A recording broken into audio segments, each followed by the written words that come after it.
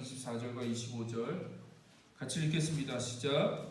그리스도 예수 안에 있는 속량으로 말미암아 하나님의 은혜로 값없이 의롭다 하심을 얻은 자 되었느니라. 이 예수를 하나님이 그의 피로써 믿음으로 말미암는 화목제물로 세우셨으니 이는 하나님께서 길이 참으시는 중에 전에 지은 죄를 강가하심으로 자기의 의로우심을 나타내려 하심이니. 아멘. 자, 우리가 이제 계속 십자가 살펴보고 있죠. 오늘은 그 십자가의 내용 중에서 이제 십자가가 과연 우리에게 어떤 그 의미가 있냐, 이 십자가를 통해서 우리 삶 가운데 무슨 일이 일어나느냐라고 하는 내용을 오늘하고 다음 주에 살펴볼게요. 네 가지를 살펴볼 건데 네 가지를 다 하려고 그러면 너무 길어져서 아무래도 두 번을 나눠서 해야 될 것 같습니다. 자, 우리가 십자가에 대한 얘기를 계속 하고 있는데, 그럼 십자가가 도대체 우리와 어떤 관계가 있냐, 그 어떤 의미가 있냐, 십자가를 믿고 우리가 십자가를 통해서 어떤 걸 경험하게 되고 어떤 은혜를 우리가 받게 되느냐라고 할 때 그걸 네 가지로 얘기할 수 있어요. 첫 번째가 화목입니다. 화목. 하나님과 화목하게 되는 거죠. 화목. 그 다음에 두 번째가 구속이에요. 구속. 구속. 근데 여러분 알고 있는 그 구속 말고 이건 다른 구속이죠. 그래서 구속이고요. 세 번째가 칭의입니다. 칭의. 칭의. 의롭다고 칭함을 받는다는 거예요. 의롭다. 넌 이제 죄인이 아니라 의로운 자야라고 칭함을 받는다. 그걸 이제 우리가 어려운 말로 칭의라고 하고요. 그 다음에 네 번째가 화해. 하나님과의 화해에 대한 얘기를 이제 할 건데, 이렇게 십자가를 통해서 네 개의 사건이 우리 안에 벌어지게 되는 거죠. 이루어지게 되는 거죠. 그래서 이게 이제 이미지 언어예요. 이미지. 그러니까 어떤 이 단어들이 어떤 그림 언어거든요. 그림. 어떤 그림을 그려주는 언어인데, 이제 화목은 사실 성전과 관련된 언어고요. 성전, 제사와 관련된 언어고, 구속이라고 하는 건 시장 언어입니다. 시장, 물건을 사고 팔 때 그 시장에서 벌어지는 언어고, 칭의라고 하는 건 법정에서 벌어지는 언어죠. 법정에서 재판관이 너는 이제 죄인이 아니야, 너는 이제 의로와라고 선언해 주는 거, 그거를 칭의라고 하고요. 화해는 가정에서 벌어지는 언어입니다. 가정, 그러니까 부모와 자식과의 관계에서 벌어지는 그 언어예요. 그래서 여러분이 이 네 가지 이 단어를 머릿속에 잘 기억해 두시면 좋을 것 같고, 이게 이제 하나하나가 이제 성경에서는 그림으로 이게 상징하는 이제 그림 언어인데, 오늘은 이제 화목과 구속에 대해서만 살펴보도록 하겠습니다. 다음 주에 이제 칭의와 화해에 대해서 살펴보도록 할게요. 자, 먼저 화목인데요. 화목. 자, 방금 읽었던 로마서 3장 25절 다시 한번 읽어볼까요? 세 번역으로 다시 한번 읽겠습니다. 이 예수를 하나님이 그의 피로써 믿음으로 말미암는 화목제물로 세우셨으니 이는 하나님께서 길이 참으시는 중에 전에 지은 죄를 강가하심으로 자기의 의로우심을 나타내려 하심이니. 그래서 여기서 보면 화목제물이라고 되어 있죠. 화목제물. 그러니까 이게 제사 언어, 제사, 구약의 제사, 그 제물과 관련된 언어입니다. 그래서 지난주에 얘기했잖아요. 그렇죠? 십자가를 얘기할 때 구약의 제사와 관련돼 있다라고 얘기했습니다. 그래서 여러 가지 제사가 있는데 그 제사 중에 속죄제, 속건제, 그러니까 죄를 속하는 하나님과의 관계에서 죄의 문제를 해결할 때 드리는 제사가 속죄제와 속건제인데, 이걸 이제 화목제물이라고 한다는 거예요. 하나님과의 관계를, 이 틀어진 관계, 이 단절된 관계를 회복시키는 그 의미가 이제 화목제물이죠. 그래서 예수님이 그 피로써, 자기의 피로써 어떻게 해요? 화목제물로 자기를 드렸다는 거예요. 제물로. 그래서 하나님과 인간 사이에 깨어진 그 관계를 어떻게 해요? 예수님의 그 화목제물로 회복하셨다라고 얘기하시는 거죠.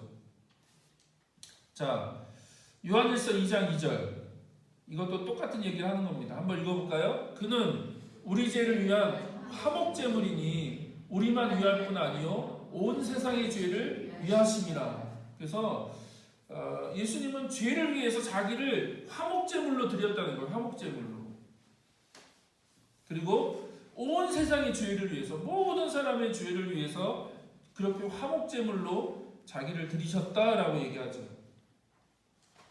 또한 요한일서 4장 10절, 이것도 한번 읽어볼까요? 사람은 여기 있으니 우리가 하나님을 사랑한 것이 아니요 하나님이 우리를 사랑하사 우리 죄를 속하기 위하여 화목제물로 그 아들을 보내셨습니다.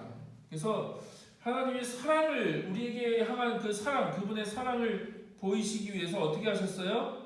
그 아들을 화목제물로 보내셨다는 거예요.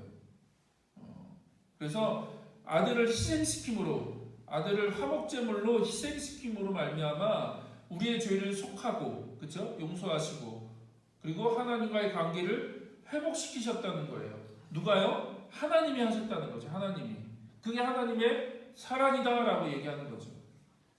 그래서 저는요, 하나님이 사랑이다, 하나님이 사랑이다. 많은 사람들이 하나님의 사랑을 어떻게 우리가 느껴요? 하나님의 사랑을 어떻게 우리가 경험해요? 라고 물어요. 하나님 정말 우리를 사랑하세요? 라고 얘기해요. 예, 사랑하십니다. 그러면 그 사랑을 어떻게 알 수 있을까요? 방법은 없어요. 십자가를 통해서만 알 수 있는 거예요. 하나님 사랑을 어떻게 알 수 있을까요? 하나님 여러분을 사랑하신다고 하는데 그 사랑을 어떻게 경험할 수 있을까요? 그거는 십자가를 통해서만 알 수 있는 거예요. 왜냐하면 하나님이 십자가를 통해서 우리를 얼마나 사랑하시는지를 친히 보여주셨기 때문에 그렇죠. 그래서 그걸 우리가 이제 화목이라고 얘기한다는 거예요. 화목. 그래서 지난주에 얘기했죠. 다시 복습하는 차원에서 다시 확인한다면 어떤 사람을 화목시킨다라고 하는 말을 쓰면 어떤 오해를 갖냐면 하나님의 분노를 달랜다, 진정시킨다라고 생각한다는 거예요. 어떤 제물과 어떤 종교적인 예식을 통해서 하나님의 진노를 누그러뜨리고 그 하나님의 분노를 달래는 거라고 생각하는 거죠. 진정시키는 거. 근데 뭐라고 얘기했죠? 지난주 그건 이제 세상적인 그 제사들을, 세상 모든 종교에서 드리는 제사가 그런 의미가 있는 거죠. 신의 분노를 달래고 진노를 누그러뜨리고, 그래서 신을 좀 만족시키기 위해서 어떤 제사를 드리는 거죠. 그러나 성경이 말하는 제사, 성경이 말하는 제물은 그런 의미가 아니라는 걸 말씀드렸습니다. 예수님께서 친히 제물이 되어서 우리 죄를 위해서 죽으신 것은 하나님을 달래드리기 위해서, 하나님의 진노를 누그러뜨리기 위해서 그렇게 하신 게 아니다. 물론 분명하게 그거는 있어요. 하나님의 그러니까 진노를 진정시키고 하나님의 그 마음을, 분노를 누그러뜨리 만족시킨다는 어떤 그런 의미가 분명히 있습니다. 뒤에 가서 조금 더 설명을 드리겠는데, 그러나 우리가 오해하는 그런 개념은 아니라는 거예요. 그래서 예수님이 죽으심으로 하나님의 진노가 진정되고, 그래서 하나님을 설득해서 하나님의 분노를 돌이키게 하고, 그래서 우리에게 이제 하나님의 호의, 막 우리를 보면 막 분노하셨던 하나님이 예수님 때문에 그 마음이 바뀌어서 이제 우리에게 그 호의, 은혜를 베풀게 만들었다라고 이제 어떤 분은 그렇게 얘기하는데, 그게 아니에요. 십자가는 그런 의미가 아니에요. 하나님이 우리를, 그러니까 예수 그리스도가 화목제물이 되셨다는 의미는 그런 얘기가 아니라는 거예요. 그런 의미가 아니다. 자, 그러면 화목이란 뭐냐? 화목. 그리고 누가 그것을 이루셨는가? 왜 화목이 필요한가? 그걸 이해할 필요가 있죠. 그렇죠? 그러면 첫째로요, 화목이 필요한 이유는 죄가 하나님의 진노를 일으키기 때문에 그렇다는 거죠. 이거 계속 얘기 드렸습니다. 그러니까 우리 인간의 죄, 우리의 죄가 하나님의 진노를 일으킨다는 거예요. 그리고 그것은 정말로 굉장히 성경은 분명하게 강조하고 말씀하고 있는 부분이죠. 그래서 하나님의 진노는 그분이 그 악의 모든 형태, 악의 모든 그 드러남에 대해서 가지시는 지속적이고 가차없고 끈질기고 타협없는 적대감이 하나님의 그 진노라는 거예요. 진노. 하나님 분노, 하나님 진노. 하나님은 분명히 죄에 대해서 그런 마음과 태도를 갖고 계세요. 그리고 그 죄에 대해서 반드시 벌하시는 분이십니다. 그래서 구약에 보면 뭐라고 하세요? 하나님이 죄는 3, 4대라도 반드시 심판하겠다 라고 하나님 명확하게 얘기하세요. 죄를 그냥 묵과하시거나 간과하시지 않으세요. 하나님 죄는 반드시 다루시는 분이시죠. 그러면 그 화목을 누가 이루셨냐? 많은 사람들이 이제 그 어떤 주술적인 또 어떤 종교적인 그런 걸 통해서 신의 그 노를 진노를 돌이키고 그래서 이제 그걸 진정시켜 드리는 것이라고 생각하죠. 근데 성경은 그렇게 얘기하지 않아요. 인간이 어떤 무엇인가를 해서 그 화목을 이룬 게 아니라 그 화목을 누가 이루셨어요? 하나님이 직접 이루셨다는 거예요. 하나님이. 그래서 하나님이 예수 그리스도를 어떻게 해요? 우리가 계속 읽은 말씀처럼 화목제물로 삼으셨다. 화목제물로 세우셨다는 거예요. 그래서 하나님과 인간 사이에 그 깨어진 관계, 그래서 하나님이 인간을 향해서 계속해서 진노할 수밖에 없는데 그 하나님의 진노, 그거를 해결하고 인간의 죄를 해결하기 위해서 하나님이 하셨죠. 하나님이. 누굴 통해서요? 예수 그리스도를 통해서. 예수 그리스도를 화목제물로 세우시고 예수 그리스도를 통해서 그것을 해결하셨다는 거예요. 그래서 우리가 하나님을 사랑한 것이 아니라 하나님이 우리를 사랑하셔서 자기 아들을 우리 죄를 위한 화목제물로 보내셨다. 그래서 하나님의 사랑은 속죄의 결과가 아니라는 거예요. 속죄의 결과가 아니라 속죄의 시작, 속죄의 원천이다. 무슨 말인지 이해되시죠? 그러니까 속죄, 죄를 용서받음으로써 은혜를 얻는 게 아니에요. 은혜로부터 죄 용서함이 시작되는 거죠. 이해되시죠? 그러니까 하나님이 우리를 사랑하셨기 때문에 어떻게 해요? 그 속죄의 은혜를 베푸셨다는 거예요.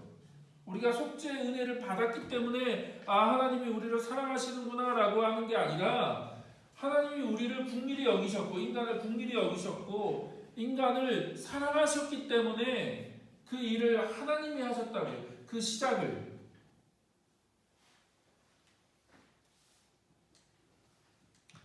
그래서 그리스도께서 우리를 위해서 죽으셨기 때문에 하나님이 우리를 사랑하시는 것이 아니라 하나님이 우리를 사랑하셨기 때문에 그리스도께서 우리를 위해서 죽으신 거다. 이해되시죠? 예. 그래서 하나님이 우리를 사랑하세요. 예. 억지로 사랑하시는 게 아니라요. 마지못해 사랑하신 게 아니죠.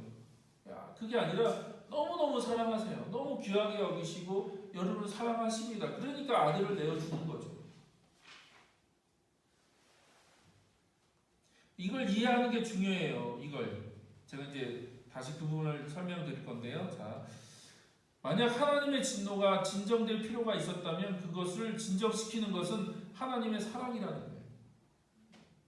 여러분의 어떤 희생, 여러분의 어떤 공로, 여러분의 어떤 노력이 아니라 여러분에게 무엇인가 드렸고 여러분이가 무엇인가 했기 때문에 하나님의 진노가 누그러지는 게 아니라 하나님이 그 진노를 하나님의 자신의 그 진노가 진정될 필요가 있었다면 그것은 하나님의 사랑이 그 진노를 진정시켰다는 거예요. 이게 중요합니다. 왜냐하면 자, 화목제물이 하나님을 변화시켰다는 것은 그분의 감정을 바꾸었다는 게 아니에요. 무슨 말이냐면 하나님이 어느 때는 막 진노하셨다가 막 분노하셨다가 여러분 죄를 향해서 막 분노하셨다가 너무 화가 막 나셨는데 예수 그리스도의 그 화목제물 예수님의 그 피를 통해서 희생을 통해서 하나님의 마음이 바뀌었다. 그게 아니에요. 그래서 여러분을 사랑하게 됐다. 그전에는 막 미워했는데 보기도 싫고 볼 때마다 막 진노가 나고 화가 났는데 예수 그리스도를 통해서 하나님 마음이 바뀌어서 여러분을 볼 때마다 막 뭐 사랑이 나오고 여러분을 불쌍히 여기고 그렇게 바뀌었다는 게 아니에요. 하나님 마음이 바뀌었다는 게 아닙니다. 우리가 계속 얘기했죠. 하나님은요, 하나님의 성품은 변함이 없으세요. 그래서 하나님은 거룩한 분이시면서 또 하나님은 사랑이세요. 그러니까 여러분을 볼 때 하나님 진노하시는 거 하세요. 그리고 동시에 뭐 하세요? 여러분을 사랑하신다고요. 그 마음이 왔다 갔다 하는 게 아니에요. 서로 충돌하는 게 아니라고요. 하나님 마음 안에서 이미 여러분을 사랑하시면서 또 여러분 죄를 향해서는 하나님 진노하시는 분이세요. 근데 예수 그리스도의 화목제물이 뭘 바뀌었냐, 뭘 변화시켰냐면 여러분을 다루시는 방식, 태도가 바뀌었다는 거죠. 이해되세요? 하나님의 감정이 바뀐 게 아니에요. 하나님이 죄를 향한 하나님의 그 태도, 우리를 다루시는, 이 죄인들을 다루시는 하나님의 다루시는 방식이 바뀐 거죠. 이걸 잘 이해하셔야 돼요. 잘못하면 자꾸 여러분 십자가에 대해서 오해하시는 이미 목사님들 중에서도 이미 믿는 분들 중에서도 십자가를 잘못 오해하시는 분들이 계세요. 자, 한번 이 글을 한번 읽어볼까요? 나는 당신이 감정의 변화와 태도의 변화 사이의 차이를 주목할 것을 요구한다. 그러니까 하나님의 감정의 변화, 태도의 변화, 이걸 헷갈리지 말라는 거예요. 우리를 향한 하나님의 감정은 결코 변화될 필요가 없다는 거예요. 그렇죠? 하나님은 계속 여전히 지금도 항상 죄에 대해서 진노하세요. 여러분이 거듭났다고, 여러분 구원받았다고, 여러분이 뭐 교회를 10년 다녔다고, 20년 다녔다고 그 여러분을 죄를 향한 하나님의 진노가 좀 바뀔까요? 아니요. 하나님은 거룩한 분이시기 때문에 우리의 죄에 대해서는 항상 진노하세요. 그 감정은 바뀌지 않는다고요. 하나님 그 감정은. 그러나 또 동일하게 어떻게 해요? 여러분을 너무나 사랑하세요. 너무나 귀한 존재죠. 여러분이 어떤 상태건, 여러분 지금 모습이 어떻건, 여러분 지금까지 어떤 삶을 살아왔건 간에, 여러분 삶의 결과가 어떻든 하나님은 여전히 여러분을 사랑하세요. 조건이 아니에요. 조건. 교회를 좀 다녔으니까 더 사랑하고, 교회를 안 다녔으니까 하나님 덜 사랑하시고, 그런 게 아니라는 거죠. 그래서 하나님의 감정은 절대 바뀌지 않는다. 변화되지 않아요. 근데 뭐가 변화돼요? 우리를 다루시는 하나님의 태도, 우리와 하나님의 실질적인 관계, 그게 바뀌었다는 거예요. 누굴 통해서요? 예수 그리스도를 통해서. 예수 그리스도의 그 희생, 예수 그리스도의 그 화목제물, 그러니까 예수님이 대신 희생하심으로 말미암아 하나님의 그 다루시는 태도가 바뀐 거지 감정이 바뀐 게 아니라는 거예요. 이해되세요? 네. 자, 그러면 셋째로 무엇이 희생제물이 되었는가? 그것은 동물도 식물도 광물도 아니라는 거예요. 어떤 물건도 아니고 한 인격, 바로 예수 그리스도께서 친히 화목제물이 되셨다. 그래서 하나님이 그 아들을 우리를 위해서 내어 주셨다는 거예요. 우리를 위해서 그 아들을. 따라서 화목에 대한 이 세 가지 질문과 이 대답이 중요한데 이 이야기의 가장 중심은 뭐예요? 하나님이 하셨다는 거예요. 하나님. 우리가 한 게 아무것도 없죠. 하나님이 하셨죠. 하나님이. 거룩한 진노 속에서 그 노가 진정되어야 하는 이는 하나님 자신이죠. 또한 우리 죄를 위한 화목제물을 위하여 그 아들을 그 아들 속에서 죽으신 이도 하나님 자신이라는 거예요. 하나님이 하신 거죠. 하나님. 그 중심에는 하나님이 계신 거죠. 따라서 하나님은 그분의 아들이 우리를 대신하여 우리를 위하여 죽으셨을 때 그 아들 안에서 스스로 자신의 의로운 진노를 담당하심으로써 자신의 노를 진정시키기 위한 사랑의 주도적인 행동을 취하셨다. 말이 어려운 것 같은데 그냥 제가 지금 설명드린 그 내용을 그대로 요약한 겁니다. 그러니까 하나님의 진노를 하나님 자신이 진정시키신 거고 그것의 그 출발점이 뭐예요? 하나님의 사랑이라는 얘기죠. 하나님의 사랑. 자, 이것도 한번 천천히 읽어볼까요? 한번 읽겠습니다. 바울의 생각에 의하면 인간은 죄로 인해 하나님으로부터 소외되었고 하나님은 진노로 인해 인간으로부터 소외되셨다. 그렇죠? 그래서 죄로 인해서 하나님으로부터 소외됐죠. 그리고 하나님의 진노, 죄를 향한 하나님의 진노로 인해서 인간으로부터 소외되었죠. 그러니까 이 관계가 그렇게 깨어졌죠. 자, 그 다음 읽겠습니다. 죄가 극복되고 진노가 돌이켜지고 그리하여 하나님은 불쾌감 없이 인간을 바라보실 수 있고 인간은 두려움 없이 하나님을 바라볼 수 있게 된 것은 그리스도의 대속적 죽음 속에서 이루어진 거라는 거죠. 죄는 속해졌고 하나님의 진노가 풀리셨다는 거죠. 이해되시죠? 예. 그래서 그리스도의 대속적 죽음, 그게 화목이라는 거, 화목. 예. 하나님과의 그 깨어진 관계, 하나님 편에서는 진노고 인간 편에서는 죄죠. 그것을 화목해 하시기 위해서 예수 그리스도가 화목 제물이 되셨다. 그게 바로 십자가다, 십자가. 자, 그러면 두 번째는요, 구속입니다. 구속. 자, 화목이 성전의 언어라면, 그렇죠? 제사, 성전에서 쓰는 언어라면 구속은 시장의 언어예요. 시장의 언어. 무슨 말이냐면 속한다, 구속한다라는 말은요, 이 당시 그 언어적으로 살펴보면 헬라어나 히브리어를 살펴보면 물건을 산다는 의미입니다. 물건값을 치른다, 물건값을 치루어서 어떤 물건을 산다라는 의미가 있어요. 그래서 이제 제가 쭉 설명을 드릴 건데 영어로 하면 랜섬이거든요. 랜섬이 뭐냐면 몸값입니다. 몸값. 그래서 그 랜섬이라는 영화가 있어요. 예. 여러분 보셨는지 모르지만 이제 몸값이라는 그 내용인데 그 주인공이 굉장히 유명한 항공사 사장이에요. 근데 아들이 납치가 돼요. 그래서 이제 납치범들이 이제 그 전화를 해서 뭘 요구해요? 네, 몸값을 요구하는 거예요. 랜섬을 요구하는 거예요. 몸값. 그러니까 그 몸값을 가지고 이제 막 이야기가 진행되는 영화입니다. 그래서 영화 제목이 랜섬이에요. 몸값. 여기서 구속이라는 의미는요, 그 몸값을 의미하는 거예요. 몸값. 그래서요, 구속의 이미지에서 강조점은 하나님이 건져주시는 행동을 필요하게 만드는 인간의 비참함. 무슨 말이냐면 인간이 지금 사로잡혀 있다는 거예요. 사로잡혀 있다. 그러니까 그걸 이제 이 당시 용어로 다시 설명드리면 노예를 얘기하는 거예요. 노예를 살 때 뭘 지불해요? 몸값을 지불하는 거죠. 랜섬. 그러니까 어떤 노예를 돈을 주고 사는 것을 구속이라고 얘기한다고요. 이해되세요? 그러니까 구속이라는 말은 무슨 의미냐?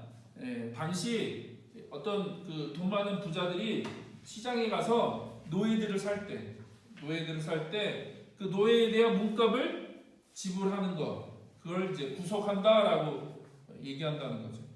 그러면 인간이 구속이 필요하다는 얘기는 뭐예요? 인간이 노예라는 거예요. 노예. 인간의 상태. 지금 하나님 앞에서 인간의 상태가 어떤 상태예요? 무엇인가 붙들려 있는, 사로잡혀 있는 노예라는 거예요. 노예. 자, 그래서 화목은 십자가에 의하여 진정되어야 하는 하나님의 진노에 초점이 맞춰져 있다면, 그렇죠? 화목은 하나님의 진노에 초점이 맞춰져 있죠. 그럼 구속은 뭐예요? 십자가에 의하여 죄인이 속함을 받아야 하는 죄인의 궁지. 그러니까 우리가 지금 굉장히 궁지에 몰려 있고 뭔가 사로잡혀 있고 붙들려 있고 이 처참한 상태. 인간이 스스로의 삶을 해결할 수 없는, 자기의 그 상태를 스스로의 힘으로 해결할 수 없는 굉장히 피폐해 있는 상태에 있다는 얘기를 하는 거예요. 지금 구속이란 말은. 그래서 그걸 속전이라고도 표현하죠. 속전, 구속, 속전 뭐 다 같은 얘기입니다. 노예를 매매하거나 해방시켜주는 일을 얘기할 때 사용하는 용어가 속전이죠. 속전, 몸값. 자, 마가복음 10장 45절 같이 한번 읽어볼까요? 인자는 섬김을 받으러 온 것이 아니라 섬기러 왔으며 많은 사람을 구원하기 위하여 치를 몸값으로 자기 목숨을 내주러 왔다. 예수님 명확하게 얘기하셨거든요. 내가 섬기러 왔고 또 많은 사람들을 구원하기 위해서. 그러니까 지금 죄의 상태, 그러니까 죄의 노예죠. 죄의 노예, 죄의 다스림, 죄의 노예 상태에 있는 그 인간을 구원하기 위해서 뭐하러 오셨다고요? 자기 몸을 몸값으로 드리기 위해서. 내가 몸값으로 내 나를 드리기 위해서 내가 왔다라고 얘기하시는 거죠. 그게 뭐예요? 그게 십자가죠. 그게 십자가. 자, 디모데전서 2장 5절 6절 한번 읽어볼까요? 하나님은 한 분이시요 하나님과 사람 사이의 중보자도 한 분이시니 곧 사람이신 그리스도 예수이십니다. 그분은 모든 사람을 위하여 자기를 대속물로 내주셨습니다. 하나님께서 꼭 적절한 때 그 증거를 주셨습니다. 그래서 여기서 말하는 대속물도 사실 몸값을 얘기하는 거죠. 몸값. 자, 그래서요 성경은 인간은 포로 상태에 있다는 거예요. 인간을 자유케 하려면 오직 속전, 몸값을 지불해야 된다는 거예요. 몸값. 그 노예 상태에서 해방되기 위해서, 노예 상태에서 풀려나기 위해서 누군가 그 몸값을 지불해줘야죠. 자기가 스스로 자기의 몸값을 지불할 수는 없어요. 누군가 반드시 그 사람을 해방시켜 주려면, 그 노예에서, 포로 상태에서 해방시켜 주려면 몸값을 지불해야 되는데, 그 몸값이 뭐라고요? 바로 예수 그리스도의 생명이었다라고 얘기하는 거죠.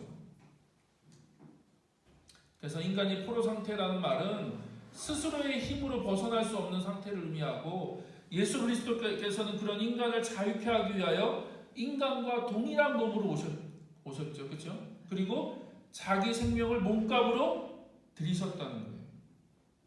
그래서 노예를 구속하기 위해서, 노예를 해방하기 위해서 노예 상태가 됐다는 거예요. 예수님이, 하나님이 인간을 자유케 하기 위해서 어떻게 해요? 인간이 되신 거죠.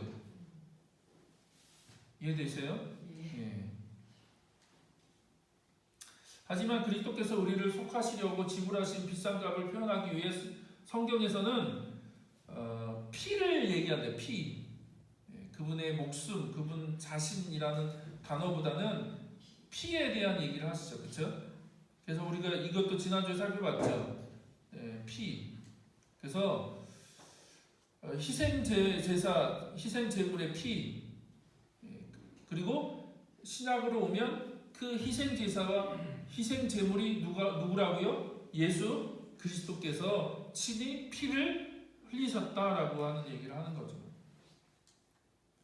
그래서 베드로전서 1장 18, 19절. 자, 이것도 한번 읽어볼까요? 여러분은 조상으로부터 물려받은 여러분의 헛된 생활 방식에서 해방되었습니다. 여러분은 아시지만 그것은 은이나 금과 같은 썩어질 것으로 된 것이 아니라 흠이 없고 티가 없는 어린 양의 피와 같은 그리스도의 피로 되었습니다. 그렇죠? 그래서 여러분이 노예 상태에서 그 헛된 생활 방식, 잘못된 생활 방식, 거기서 해방되었다는 거예요. 해방, 풀려났다는 거죠. 자유케 되었다. 근데 그 자유케 된 것이 어떻게 해요? 예수 그리스도의 피를 통해서 되었다라고 얘기하고 있다는 거죠. 그래서 지난주에 얘기했잖아요. 피는 생명이다. 생명. 피를 흘렸다는 것은 생명을 지불했다는 얘기죠. 그렇죠? 그리고 그게 바로 예수 그리스도께서 지불하신 몸값이라는 거예요. 몸값, 피값. 근데 여러분 한 가지 여기서 놓치면 안 되는 개념이 또 하나 있는데 뭐냐면, 몸값을 지불하셨잖아요. 하나님이 몸값을. 그러면 여러분을 이제 하나님이 죄에서, 그러니까 그 노예에서, 그 포로에서 예수 그리스도의 그 몸값으로, 피값으로 여러분을 자유케 하셨죠. 해방시켜 주셨다고요. 근데 그 이상 끝나지 않아요. 성경은 뭐라고 얘기하냐? 그렇기 때문에 몸값을 지불하셨으니까 이게 누구 것이 되는 거예요? 이제 하나님의 것이 되었다는 거예요. 여러분이. 이해되세요? 마음대로 살라는 얘기가 아니라 전에는 죄의 노예였다면 이제는 어떻게 해요? 하나님의 자녀가 되는 거예요. 그래서 하나님의 자녀, 하나님의 것이 되었다. 이제 여러분의 삶의 주인이 하나님이라는 거예요. 왜? 하나님이 예수 그리스도의 그 핏값으로 여러분을 사셨기 때문에 그 핏값을 지불하고 여러분을 노예에서, 죄의 노예에서 하나님의 자녀로 사오신 거죠. 그래서 하나님이 여러분을 노예로 만들기 위해서 또 사오신 게 아니라 성경은 뭐라고 얘기하세요? 하나님의 자녀가 되게 하신 거죠. 자녀. 그래서 성경은 그것을 명확하게 강조하고 있는 거죠. 자, 정리하겠습니다. 오늘 두 가지 나눴습니다. 하나는 화목에 대한 얘기를 나눴어요. 이 성전 언어라고 얘기했습니다. 재물, 제사의 언어. 그래서 하나님과의 관계, 하나님의 진노, 인간의 죄의 문제를 해결하기 위해서, 화목하게 하기 위해서 예수님이 화목제물이 되셨다. 그게 십자가다. 또 두 번째는 뭐예요? 여러분을 구속하기 위해서 예수님이 여러분의 몸값을 지불하신 거죠. 핏값. 여러분이 그 처참한 노예 상태, 죄의 노예로, 그 종으로 살고 있는 그 처참한 상태에서 예수님이 친히 몸값을 지불하심으로 말미암아 여러분을 구원시켜 주신 거죠. 그게 십자가다라는 얘기를 했습니다. 그래서 십자가가 우리 삶 가운데 어떤 일들을 일으키는가? 내가 십자가를 의지하고 내가 십자가를 믿고 내가 십자가 앞에 나간다는 게 과연 우리에게 어떤 의미가 되는가라고 하는 걸 두 가지로 살펴봤습니다. 다음 주는 이제 칭의, 화해가 무엇인지를 좀 살펴보므로 십자가를 다시 한번 전체적으로 이제 조망하는 시간 가지려고 합니다. 그래서 다시 한번 우리가 믿는다는 게 뭐냐? 교회를 다니고 예수 그리스도를 믿고 우리가 신앙생활 한다는 게 무엇인지를 여러분한테 설명을 드렸어요. 그래서 여러분이 이걸 통해서 좀 이해를 하셨으면 좋겠습니다. 그래서 계속 말씀드렸죠. 이해해야지 믿어지는 거죠. 이해해야지 믿어지는 거. 이해되지 않고 믿을 수 없는 거죠. 성경이 이런 얘기를 하는구나. 십자가가 이런 의미구나 라고 한다면 여러분이 그것에 대해서 이제 반응하시는 시간들이 필요한 거죠. 그래서 다시 한번 우리가 십자가에 대한 진리로 여러분 안에 바른 은혜가 있기를 예수 그리스도의 이름으로 축복합니다. 같이 기도할까요?